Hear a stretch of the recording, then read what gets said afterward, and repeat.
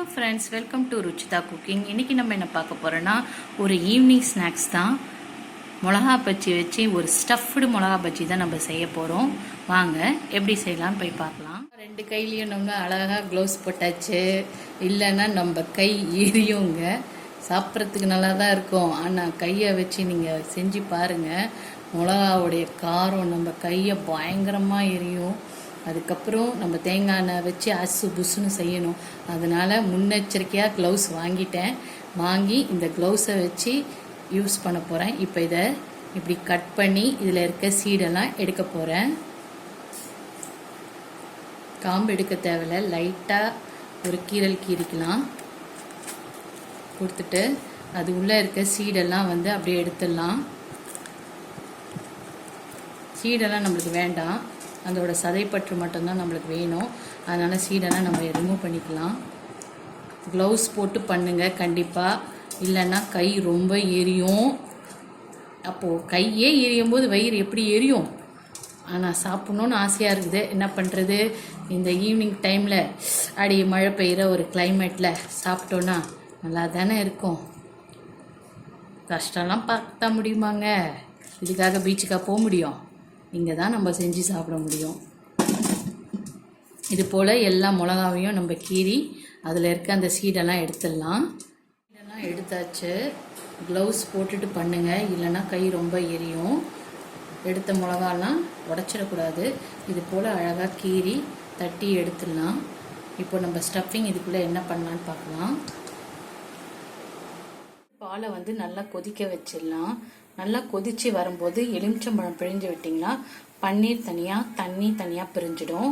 பன்னீர் தான் நம்மளுக்கு தேவை. கொதிச்சிச்சு, இந்த டைமில் ஒரு பாதி எலுமிச்சம்பழம் பிழிஞ்சு விட்டுக்கலாம்.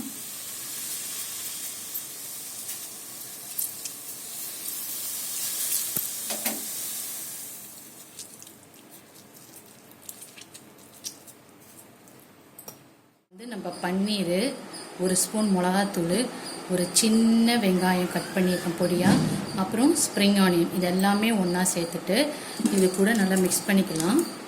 மிக்ஸ் பண்ணிவிட்டு இதுக்கு தேவையான உப்பை போட்டு சேர்த்துக்கலாம்.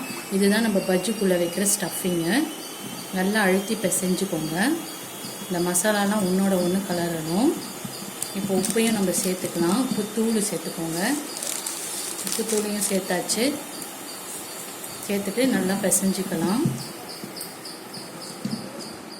நல்லா பிசைஞ்சிக்கோங்க, கட்டி கட்டியாக இருக்கக்கூடாது. நல்லா குழைவாக பிசைஞ்சாச்சு. எல்லாம் ஒன்று போல் சேர்ந்தாச்சு. செக் பண்ணியாச்சு, உப்பு இருக்குது நல்லாவே. இப்போது இதை எடுத்து நம்ம பஜ்ஜிக்குள்ளே ஸ்டஃப் பண்ணிடலாம். பஜ்ஜி மிளகாக்குள்ளே ஸ்டஃப் பண்ணிடலாம். நல்லா உடையாத அளவுக்கு பார்த்து ஸ்டஃப் பண்ணணும்.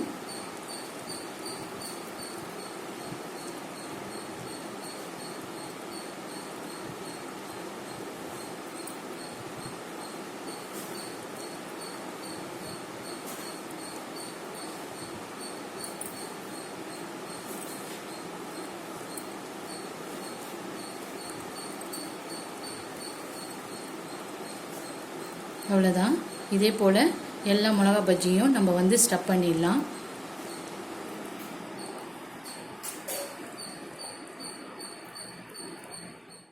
எல்லாத்தையும் நம்ம உள்ள ஸ்டஃப் பண்ணியாச்சு.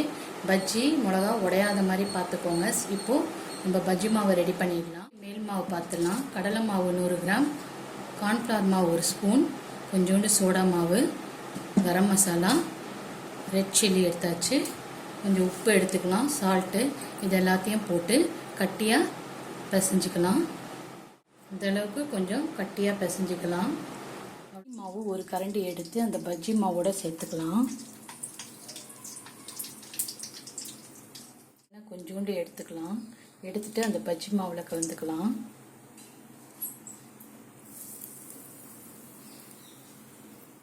நல்லா பஜ்ஜி மாவில் முக்கி எண்ணெயில் போட்டு பொரிச்சு எடுத்துக்கலாம். மிளகா பஜ்ஜி வித் கார சட்னி செம்ம சூப்பராக இருந்தது.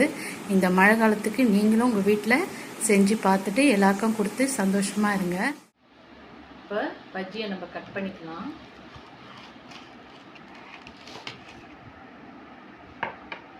இங்கே பாருங்கள், ஸ்டஃபிங், பன்னீர் ஸ்டஃபிங் நல்லா இருக்குல்ல? டேஸ்ட்டும் சூப்பராக இருந்தது. நீங்களும் உங்கள் வீட்டில் ட்ரை பண்ணிவிட்டு எப்படி இருந்தது கமெண்ட் செக்ஷனில் சொல்லுங்கள். ஒரு 3 வெங்காயத்தை வந்து பொடியாக கட் பண்ணி போட்டாச்சு. 4 காஞ்ச மிளகா, ஒரு தக்காளி போட்டு நல்லா வதக்கியாச்சு. இதை கொஞ்சம் உப்பு போட்டு மிக்சியில் அரைச்சிக்கலாம்.